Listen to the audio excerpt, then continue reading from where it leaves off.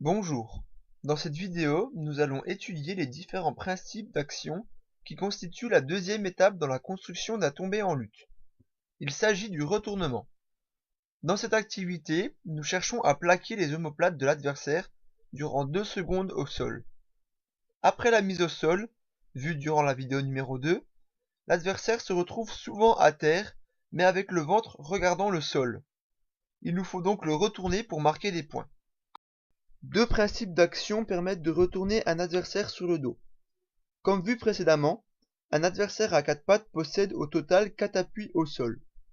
Ainsi, le premier principe consiste à retirer ses appuis pour espérer pouvoir le retourner. Sans cette action, il sera impossible de le faire. Retenez bien ceci.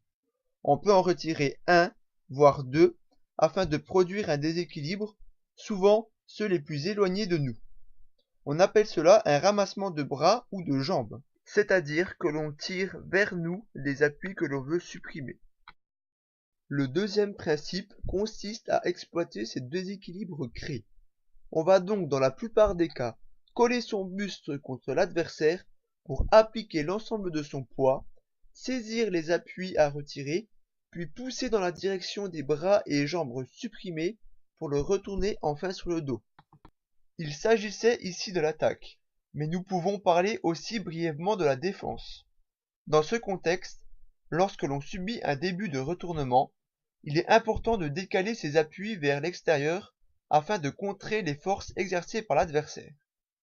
Voilà, vous avez maintenant toutes les clés en main afin de retourner un adversaire. Il ne vous reste plus qu'à les expérimenter en cours. Bon courage!